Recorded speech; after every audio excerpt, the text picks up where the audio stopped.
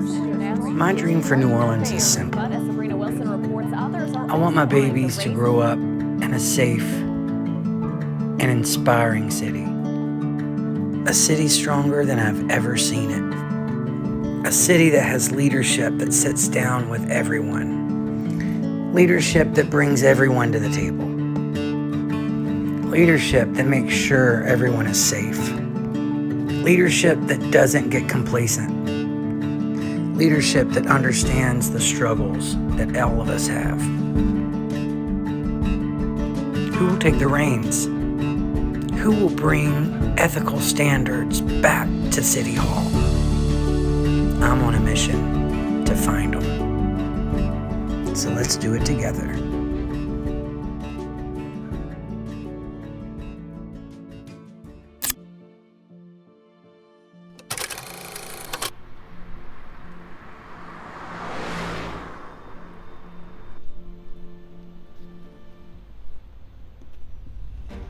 I'm back.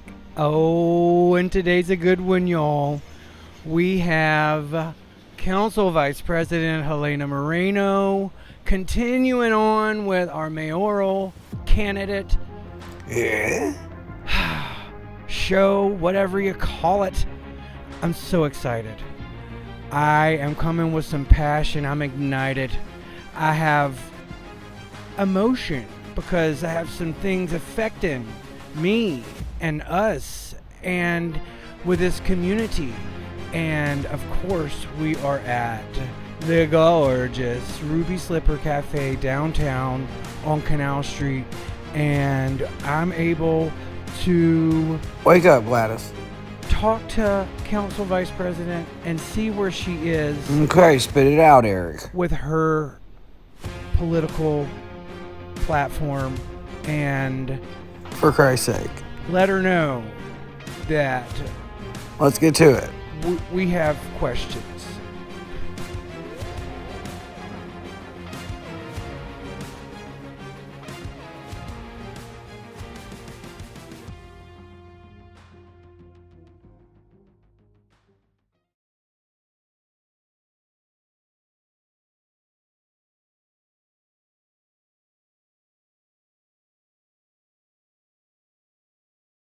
You guys, we are live at the Ruby Slipper, and this one today takes place on Canal Street, and we are with Helena Moreno, Vice President for the New Orleans City Council, and I'm her number one fan. I don't know if she knows that, but we are going to talk about things. I'm lit with passion, okay? And I want some answers. I know y'all want some answers. We are all excited for this day. So let's do it. Let's welcome the Vice President. Oh, hey. Didn't see you there. Guess who I'm with? Oh, just the Vice President of the New Orleans City Council. That's it. I am so excited for today because I'm a super passionate person. Since my kids were born, all three under 10, I've become even more vigorous and outspoken. And you know what? It's like Red Rover. We used to play Red Rover at church. And y'all that don't know it, it might be a Mississippi thing, I don't know. But you link arms. And then there's someone that runs at you full speed, but you're all linked in arms and that person can't get through. That's kind of like, oh, I got the chill bumps. That's kind of like what I am wanting NolaPapa and our venture out and getting answers from all over, whether it's politics or T. Martin at Commanders. It's answers, you know? So today we have Vice President Helena Moreno. I've been very excited. I've been studying. I usually don't study. You know, I usually just let it go. And what we're going to do, because I talk over people, this is our hot potato, okay? And I'm going to say my spiel, and then I'm going to hand it to you because I don't want to talk over you.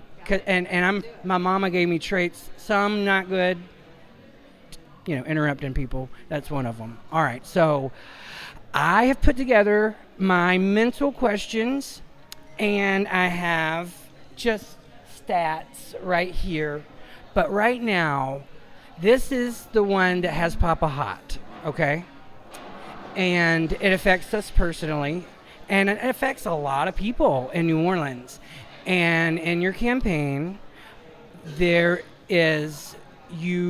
are going to be for the people, right? One of the things that I feel insulted by, and this is not anything by one person, it's Airbnb, okay? So we have insurance that's hard to attain if you can get it. We were dropped, and then we got really expensive citizens insurance, property taxes, you name it. And then in the same house, we have a first floor that's gorgeous for whether my mother-in-law comes or, a short-term tenant that I'm in charge of. I was a super host. I took great pride in our 5 stars, except one person after 5 years. Do you know?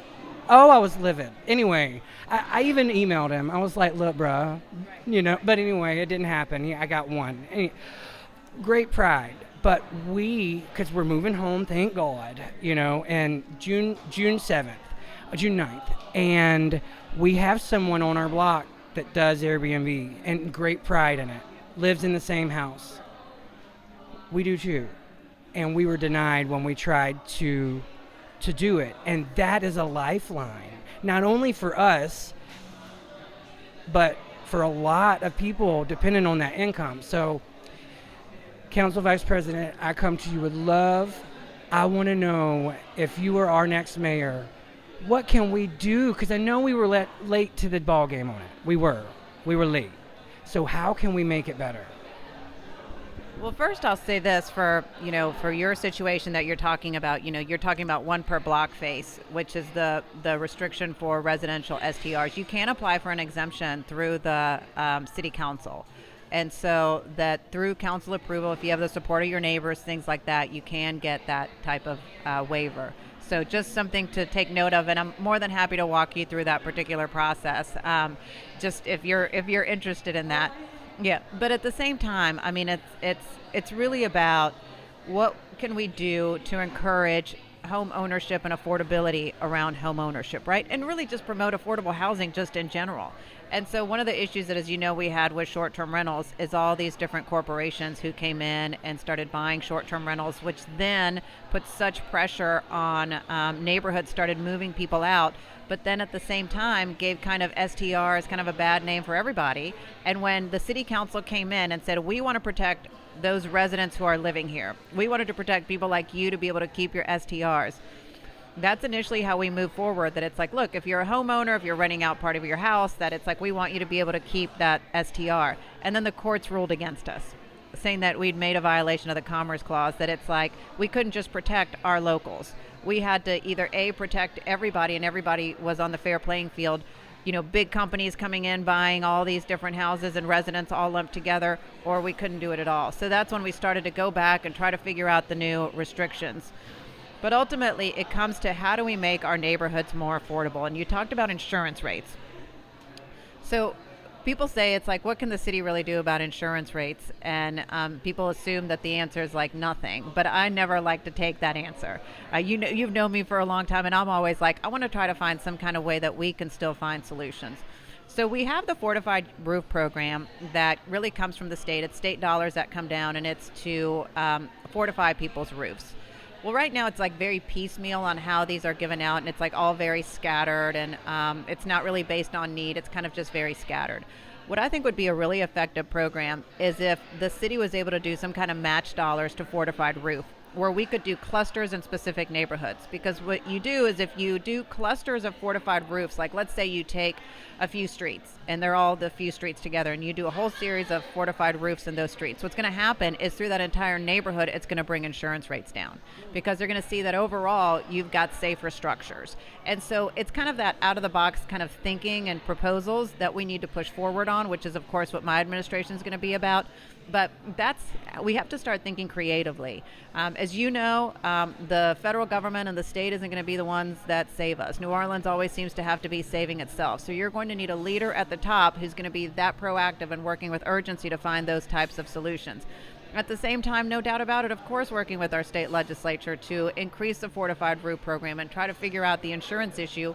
But really, I think ultimately that's going to be a federal issue that needs to be taken up by Congress. So it's working with our great Congressman, Troy Carter, who's fighting for us every single day in Washington, D.C., as to what he can do to push his colleagues on the insurance crisis. Because as you know, the insurance crisis that's occurring isn't just a state of Louisiana issue. It's all across the Gulf South. It's all across the East Coast now. It's happening with weather impacts that we're seeing in the central part of the country, and obviously we saw what happened in California as well. So this is really a national crisis that, while yes, no doubt about it, every probably local municipality, should be looking at what they can do on this issue, but it's really something that we need to really push our federal delegation and work with those who are working on this issue, like Congressman Troy Carter, to get things done. Yeah. So with the future of the Airbnb platform, do you feel like that there is going to be a better day for the residents to, for the ones that have pride? Are they all going to have to go in personally and try to not get lumped in that basket to prove that they are, X, Y, and Z? Will it get better? Because I know, for example, the trash, we're still at one day, and we're used to it by now. I mean, where we are on the North Shore, which we ain't gonna be there long, they have it twice a day, and I miss it. Because, I'm used to one day. Y'all ain't got no idea, okay? So you get used to the way of life, but when it comes to hitting your pocketbook, that's when it starts feeling strangled, So do you feel like that there is a better day coming with Airbnb?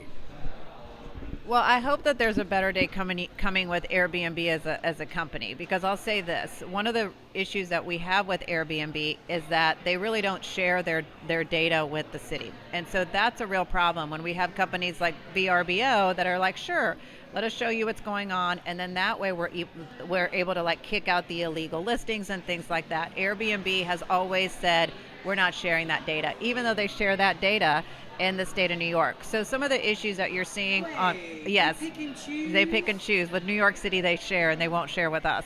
And but that's my point. Some of the things that you're seeing happening with short-term rentals is the direct results of how really one company, Airbnb, unfortunately has been treating the city of New Orleans. And so, obviously we're continuing to try to deal with this issue, and we're in litigation with them right now, so I can't talk about it that much. But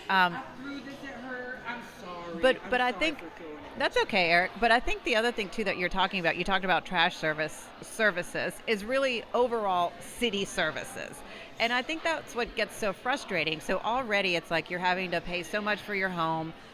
You're already, it's like, it's just tough to live here when you're not really getting the city services that you deserve. So it just makes everybody so much more frustrated and infuriated by everything, that it's like you go to other communities and it's like their roads aren't this way. You call 911 and you get EMS or a police officer immediately. Your traffic lights work, your street lights work, and here in New Orleans we're just so broken. And so with my administration, what you're going to get is a great deal of coordination, collaboration, and urgency to get our city services to work, because that's what you deserve. As a taxpayer, that's what you deserve, is to have your basic needs as a resident fulfilled. And the thing is, I think people think that there's some magic formula to get this done.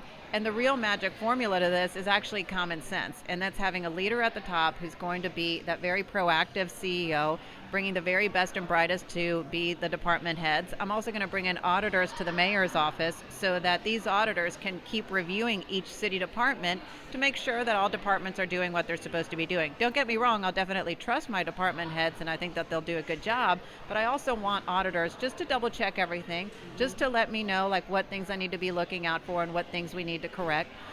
And ultimately, I'll say this, I always talk about coordination, collaboration, and urgency as a solution to the problems here in New Orleans, because that's a model that actually works. And we saw it during Super Bowl. At the directive of the mayor, every city department met once a week with outside stakeholders, Entergy New Orleans, GNO Inc., you name it, along with our state and federal partners to troubleshoot all of the big issues occurring in the city in advance of the Super Bowl. That is the standard. That should be the standard of how government should operate in New Orleans, and that's how it will operate when I'm mayor, not just when there's a Super Bowl coming, but every day, because that's what you... Yeah, but it shouldn't be for a major event. It should just be the standard, because that's what the people of the city deserve.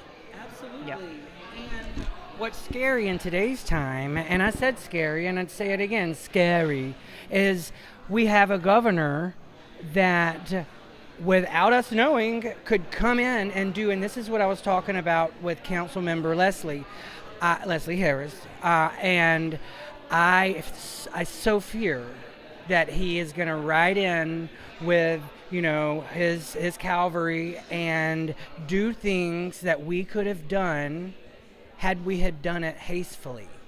And there's so many things in this book that we have to tackle in an amount of time that someone like him, if he does have a power trip, could just sweep the city. And I have much passion about the homeless population. I talked about our circumstance with Councilmember Leslie that happened out of nowhere with me and my family.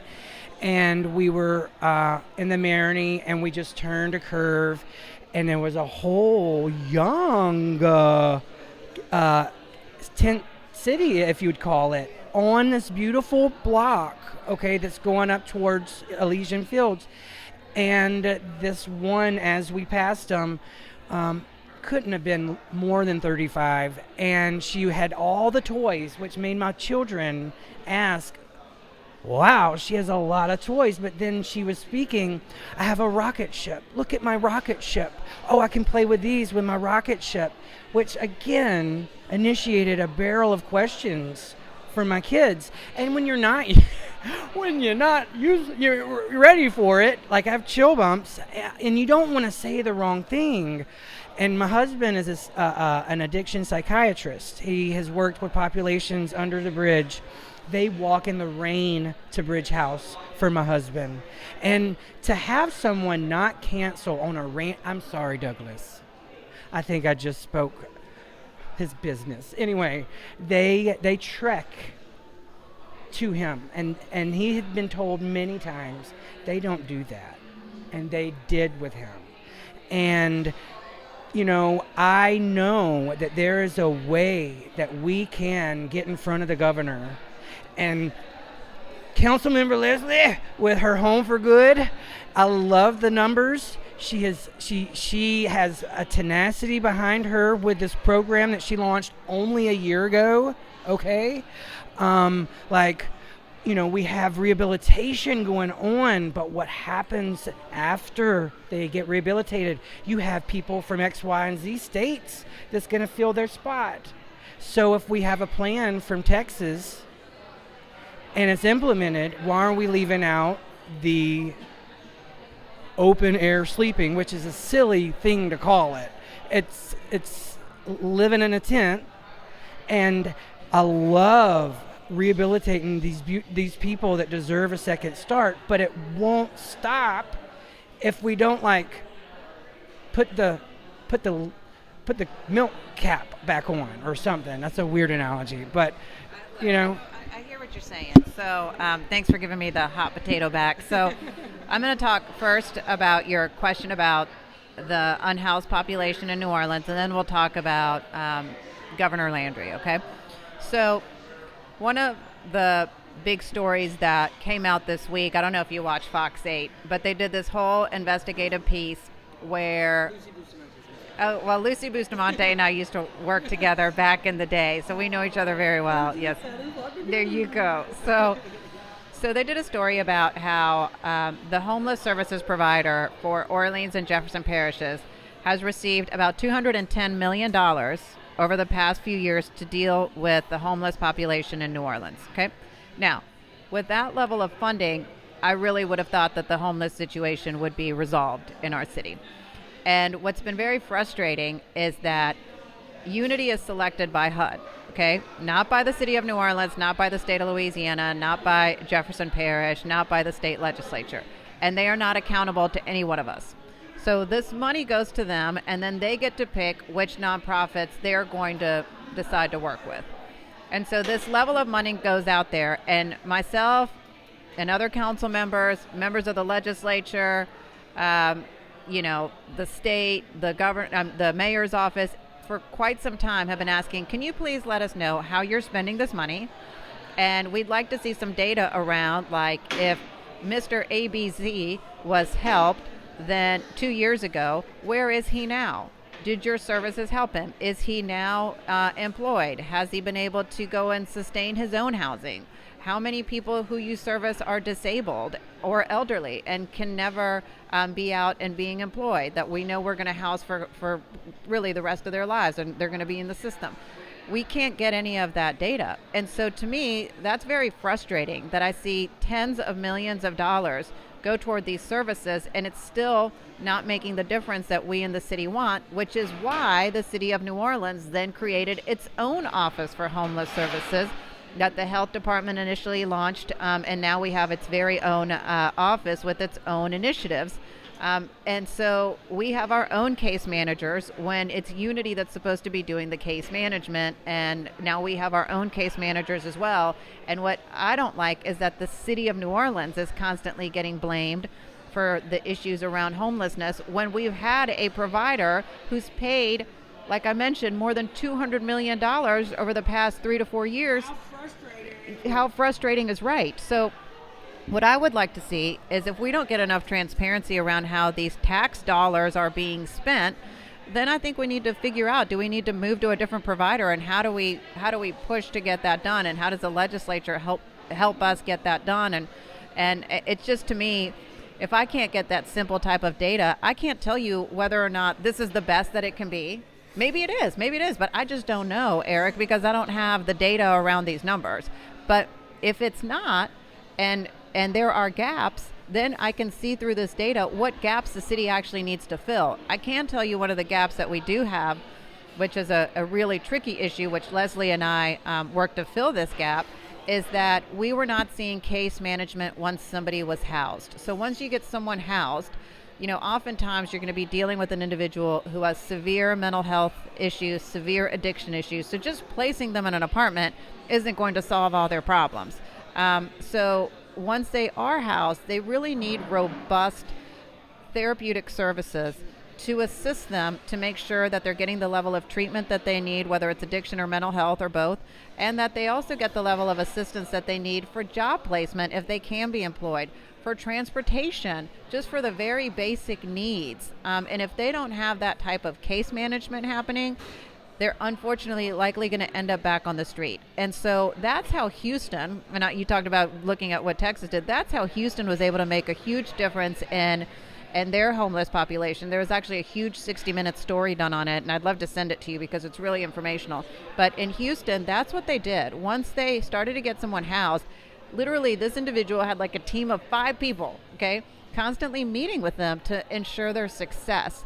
And eventually, of course, move this person from voucher housing to be able to have sustainable housing on their own, because they would be able to have, good job placement and be able to be sustainable individuals again and completely off the streets. And so that's really how I view the homeless situation, is that I'm just very concerned about the person that has been put on us by the federal government as the provider, and the lack of transparency as to how that money's been spent. And I'm not the only one. And it's really interesting because you have people who are way politically left, way politically right, people right down the middle, and everyone seems to be feeling the exact same way around this one organization. So that's interesting. So let's talk now about the governor. I think, and this was mentioned to me actually at one of the meet and greets that I had, I think this one was in the Irish Channel, where people had questions about Governor Landry, and this one person stood up and said, he's like, honestly, you can't blame the governor for coming in here due to the fact that he saw this lack of leadership. And he said, this is why exactly we need Helena to step in. So you have a real leader here taking care of our problems, So we don't open that little crack in the door for someone to come in and kick it wide open and try to take over New Orleans.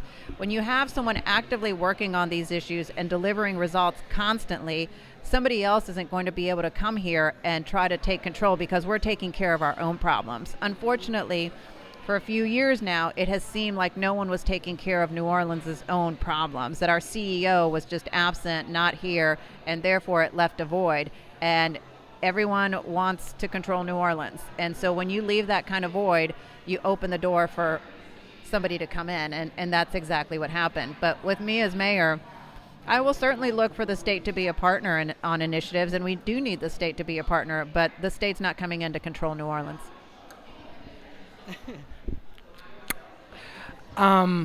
So I had Mayor Mark Morial on the show, and actually I'm going to be sitting with him July 2nd because he's my favorite mayor so far, and I love his ability to know who to bring to the table and listen and really know that they are there to help and then apply it.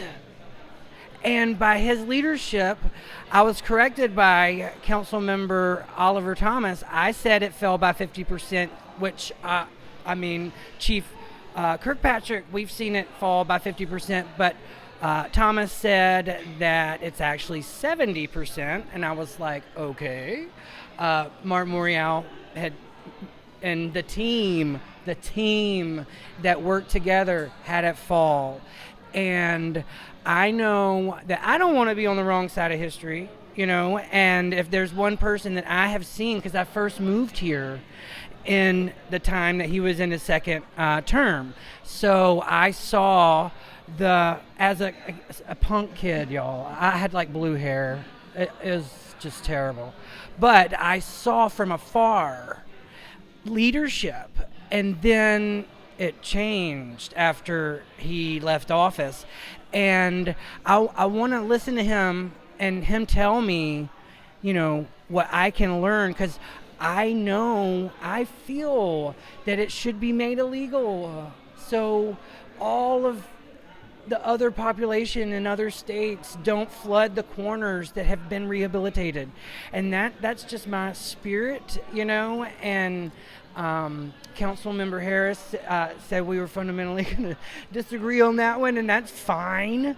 But I know that it just scared me when I was with my kids, and I want the best. Just like I want the best for the foster kids that are, and I'm looking at everyone, okay?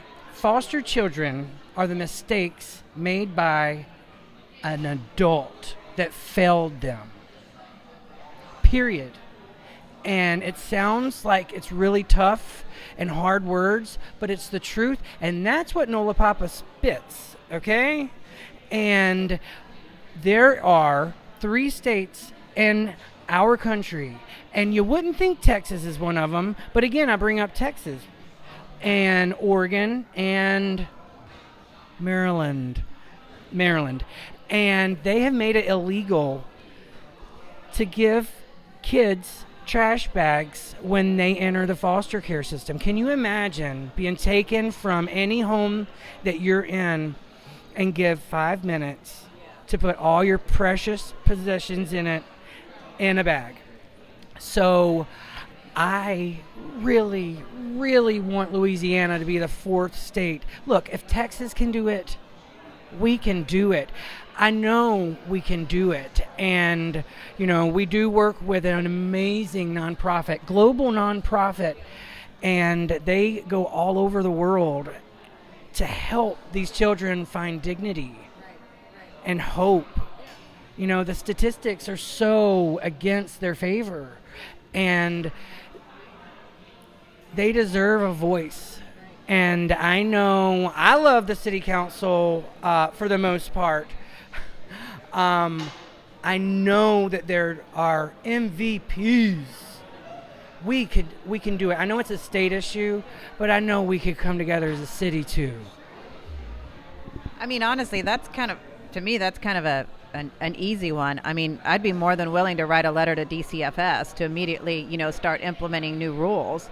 I mean, I think that's kind of a situation where, I think the overwhelming, amount of people in the state have no idea that this is even happening. I mean, until it was brought to my attention recently because you brought it up to my team, I didn't know that was happening. And so, like I said, it's an awareness thing. And I think with people knowing, everyone's going to be like, well, that's absolutely ridiculous. Why would we do that? That seems so incredibly heartless, for a child that's already going through so much. And now here's a trash bag to put all your stuff in and all your little teddy bears and and clothes and whatever pictures you want to take. I mean, that's terrible. And so I'd be more than happy to start with of course, writing a letter to DCFS to change their policies if this is what's happening in the state of Louisiana. But then next year, let's go do a bill. Let's get an author and let's go do a bill, I mean, and look, to me, it should be an easy bill to pass. And if for some reason it doesn't pass this year, well, then just go back the next year. I can't tell you how many times when I was in the legislature, I'd bring the same bill over and over and over again. One bill I brought up over and over and over again. And when I left the legislature, I gave it to J.P. Morrell to bring it over and over again. And finally, after I think like 7 years of trying to pass it, we finally got it passed. And so... Seven. Mm-hmm. It was a firearm transfer for domestic violence offenders, making sure that they would not be able to keep their firearms, that they would transfer their firearms due to the fact that when you have a firearm in a domestic violence home, the lethality rate goes up 5 times. And so that's why we thought the firearm transfer was so important. But as you know, Louisiana is such a big NRA state that we had to constantly deal with the pushback from the NRA. So it took me several years, and then he finished it, when he was ending his term. But like I said, when it comes to, and I tell this to people all the time, when it comes to different issues that you're passionate about, it's always about finding the right advocate and the right person to help you move that initiative forward. So I'm more than happy to help you move that initiative forward. Thank you. And I love Senator Royce, too. And Royce, he said that next session... I think he said next. I don't know how it works. I thought you were the president until Todd told me you were vice. I was like, I know. As I said, that's so confusing for like Mississippi stump jumpers like me. I'm not savvy when it comes to politics, but I have passion. I have passion, and I'm loud, and I also get that from my mama. So I want to talk about stats, and this is easy because I was appalled yesterday when I sat down with Ricky Twiggs. And he told me that there are places that are not even having him on, like, part of the conversation. This wasn't part of the email I sent y'all. I thought that was so tacky. And I'm going to say it again. It's tacky to not have all the candidates listed. That's all I'm going to say. It's not a question. Because everybody's that is running is working real hard, and the anxiety is so much. List them. Thank you. So that's all I have to say about that.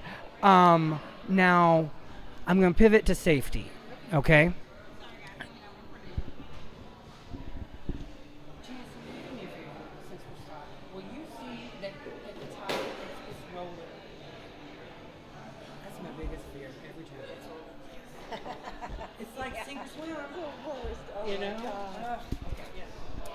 So, safety. Okay, good. Yes, I'm talking a lot. Okay. Safety. Terrorist attack. Here we go. Okay. So, one of the last thing you say about the campaign is for the people. I probably am paraphrasing, but I know by your pretty eyes and your smile that you mean it when you say it. I know. And I don't go after people that I don't feel is authentic or I'm a psychic, okay? Let's just be real, okay? Just kidding. No, I know that you mean it. You mean business. So how can we make sure that everybody is safe in our city and on the right page with communication, and then I'm gonna close it out with ethics, but safety first. So let me start by saying that, 2022 was the most violent year that we had here in the city of New Orleans. And Eric, that was really a time when, we were seeing the shootings on the interstate and the murder rate was through the roof. We were the most violent city in our country and arguably, probably one of the worst times that we've seen in violent crime here in New Orleans, except for maybe like the late 90s. So during that time, Michelle Woodfork came in and she became the interim police chief, and she immediately starting to take a look at response times and how we can deal with response times due to the fact that we weren't getting enough police officers, commissioned police officers on the force.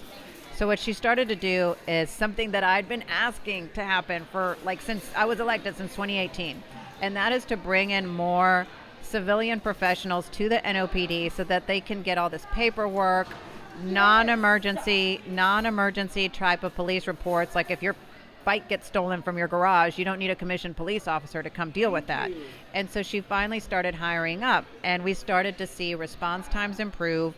And then Kirkpatrick came in and really started leaning into that as well, along with teaming up with our state and federal partners on going after the most violent offenders. At the same time, though, the city council was investing on the front end approach, which means that the administration, the mayor's office, was providing roughly like 250 summer jobs. I boosted that to 1,000, plus teamed up with Youth Force NOLA to provide an additional 750. So we went from 250 job slots in the summer to now close to 2,000. And we did that in 2023, and we did that in 2024. The city council also decided to invest $7 million every year to go to nonprofits working on youth programs. So YEP, Roots of Music, Son of a Saint, Ubuntu Village, all of those types of groups, we doled out grants to. So we did all this huge front-end investment on those who are actually doing work with our kids, right? And so it was that, I always go back to collaboration, coordination, and working with urgency. So it was the city council really investing on the front end, and then the police department really focusing in internally on what they could change and the different coordination that they could do with other agencies that brought the crime rate down. So that needs to continue. But at the same time, I do believe that we need a deputy CAO for public safety. And this particular person within city government needs to make sure that all criminal justice agencies are talking to each other, that all criminal justice agencies are being funded appropriately, that ultimately there is a point person within city government that is going to be responsible for ensuring implementation of special event plans go as they should. Because what happened on January 1, in my opinion, was a failure of really city hall government and not necessarily the NOPD, because I believe that it should have been the role of the Homeland Security Department to make sure that all of the physical assets were where they needed to be. And then it's up to the NOPD to make sure that their people are where they need to be. But that's how it had worked in previous administrations. Mitch Landrieu had the Homeland Security team, whatever barricades, whatever garbage trucks are needed, whatever, dump trucks are needed to cover different intersections, that was the Department of Homeland Security to make sure all of that was deployed. And then it was up to the NOPD and state police to make sure that their people were where they needed to be.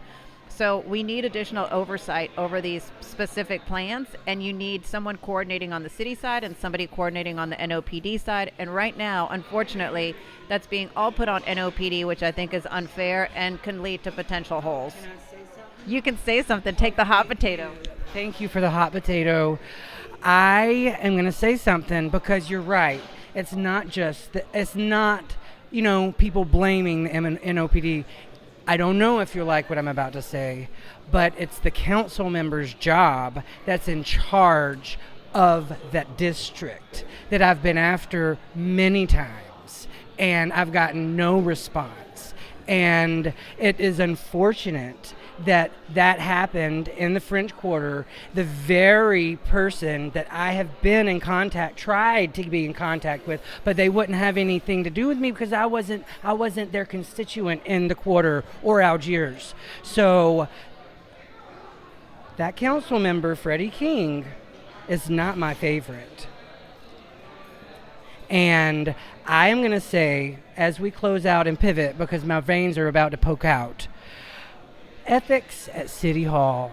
And Mark Morial had the best thing. He was like, I've been around the world. I don't need to go anywhere. I want to be in the captain's seat.